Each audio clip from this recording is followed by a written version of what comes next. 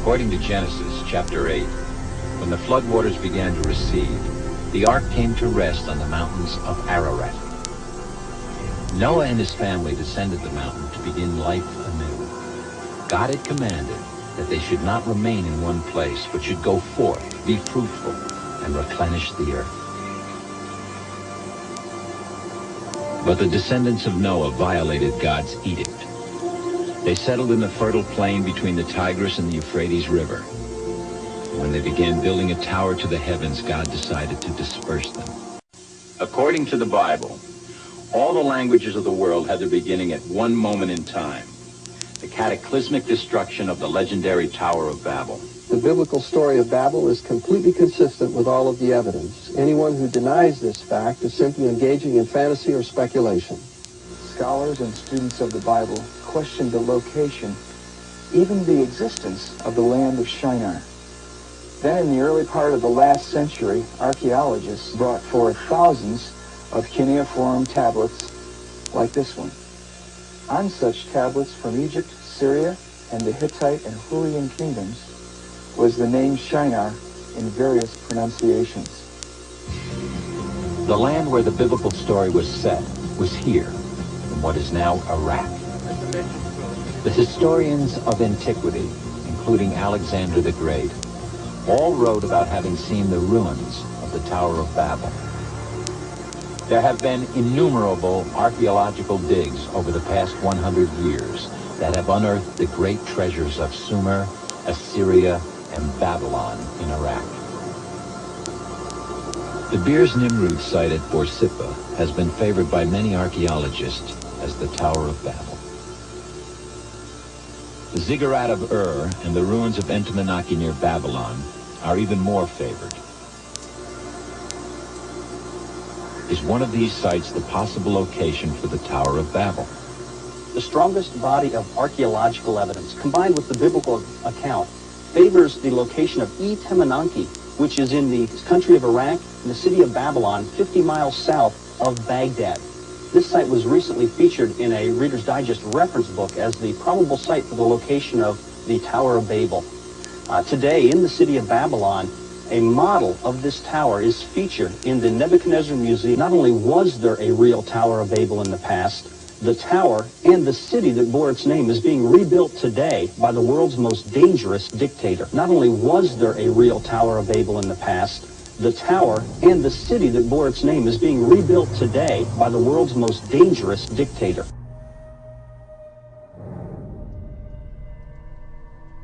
Simply stated, there is no doubt that Saddam Hussein now has weapons of mass destruction. Weapons of mass destruction. Weapons of mass destruction. Weapons of mass destruction. Weapons of mass destruction. Weapons of mass destruction. Weapons of mass destruction. We agree that the Iraqi dictator must not be permitted to threaten America and the world with horrible poisons, and diseases, and gases, and atomic weapons.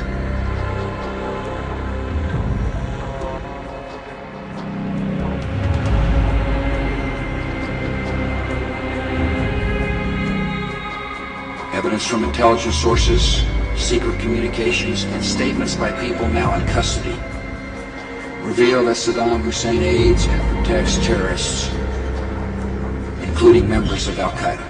I want to put into the record, Mr. Chairman, a page from this document put out by the Bush administration, the Network of Terrorism. It was put out a month after 9/11. A page that says countries where Al-Qaeda or affiliated groups have operated. Iraq is not listed. The temple towers of Mesopotamia were centers for communicating with ancient astronauts. I believe the tower was intended as a communication device, but not with any so-called ancient astronauts, rather with the spirit world of demons and fallen angels. Rather with the spirit world of demons and fallen angels. We have before us the opportunity to forge for ourselves and for future generations a new world order, a world where the rule of law, not the law of the jungle, governs the conduct of nations. When we are successful, and we will be, we have a real chance at this new world order, an order in which a credible United Nations can use its peacekeeping role to fulfill the promise and vision of the UN's founders.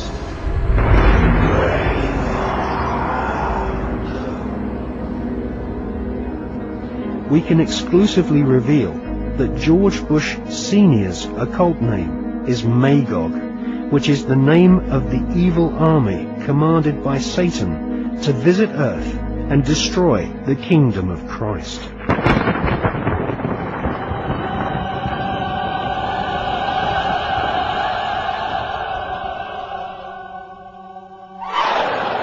These minor antichrists, or Dajjals, herald the era of the great Dajjal, the supreme Antichrist, the premier son of Satan, who will spread terror in the name of peace. So long until they suspend and or make it clear that they that their statements aren't real. Yeah, I believe they want to have the capacity, the knowledge, in order to make a nuclear weapon, and I know it's in the world's interest to prevent them from doing so. I believe that the Iranian, if Iran had a nuclear weapon, it would be a dangerous threat to world peace. We got a leader in Iran who has announced that he wants to destroy Israel. So I've told people that if you're interested in avoiding World War III, it seems like you ought to be interested in preventing them from having the knowledge necessary to make a nuclear weapon. And I take the threat of Iran with a nuclear weapon very seriously.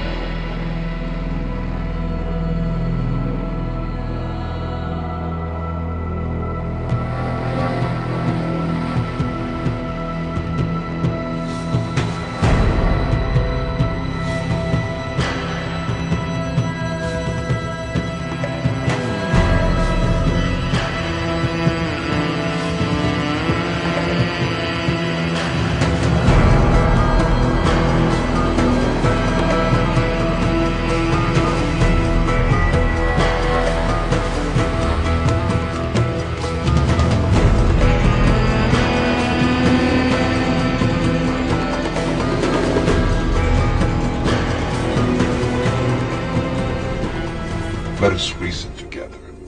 It would be a regrettable waste. It would be nothing short of madness for you, brave king, and your valiant troops to perish. All because of a simple misunderstanding. There is much our cultures could share. Haven't you noticed? We've been sharing our culture with you all morning. Yours is a fascinating tribe. Even now you are defiant. In the face of annihilation, and the presence of a god, it isn't wise to stand against me, Leonidas. Imagine what horrible fate awaits my enemies when I would gladly kill any of my own men for victory. And I would die for any one of mine. You Greeks take pride in your logic. I suggest you imply it. Consider the beautiful land you so vigorously defend. Picture it reduced to ash at my whim.